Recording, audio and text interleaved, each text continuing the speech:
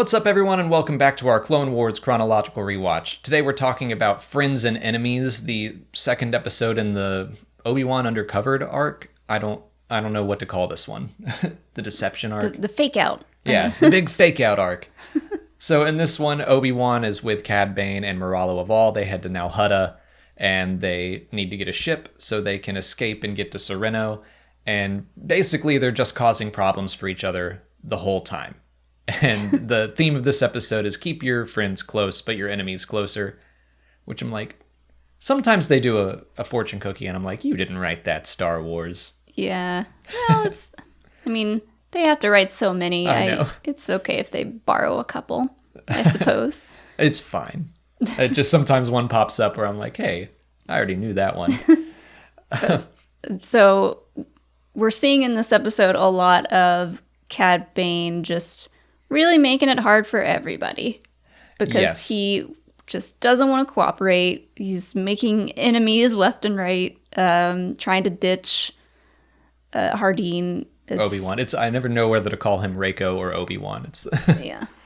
But yes, they go to visit like a weapons shop, and Obi-Wan, Reiko, is trying to be friendly to the shop owner, and Cad Bane is just threatening his life for no real reason, which then later causes the authorities to chase them down.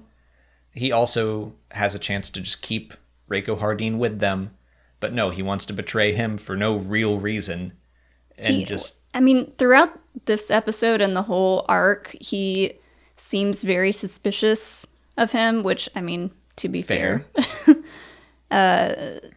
Which is interesting because I wonder what exactly it is about him that makes Cad Bane suspicious. But I like Cad Bane's character just because he seems to really see all the context clues and he's smart. Yeah, he's very smart, and he knows what's going on for the most part. But not a friendly dude. Yeah.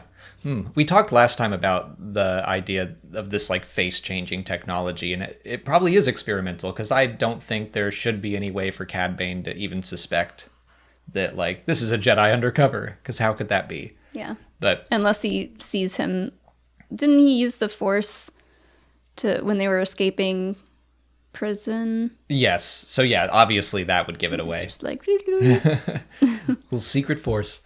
So yeah, I think that's the biggest thing, is just Cad Bane refuses to make friends, and if he did, then things would have gone better for him. But on the flip side, we're seeing that Obi-Wan and the Jedi aren't even keeping their friends close, which could be a consequence of just like all their like no attachments, but yeah, still having Anakin outside the loop. Yeah, and that leads to even bigger problems, because Palpatine's able to nudge him to be like, I heard they were on Nalhutta. And of course Anakin's going to go and try to kill the man who killed Obi-Wan. Yeah. And he almost succeeds. Right. They're like beating the crap out of each other. And it's like, if you would just trust Anakin a little bit, then you would have avoided all this. It's like right now the Jedi are truly keeping their enemies closer than they're keeping their friends. So, I don't know. In that sense, it's like, I don't know if this theme works out. Yeah. Because if you had kept your friends even a little bit closer, but maybe it's like, maybe they view someone like Mace Windu, because Palpatine says, you should trust Anakin more, and Mace like gives him this glare. Yeah, he's like, but why though? Maybe he views Anakin as an enemy in some weird way. They're all just kind of constantly trying to check each other, like, what does that mean though? Like, Right. what's your end goal in all this? Yeah, but it's so frustrating in this arc to watch Anakin not know and not be trusted, and this is one of those times where you're like, okay, yeah, I think I'm on Anakin's side here, where when he gets angry, and he has every right to be.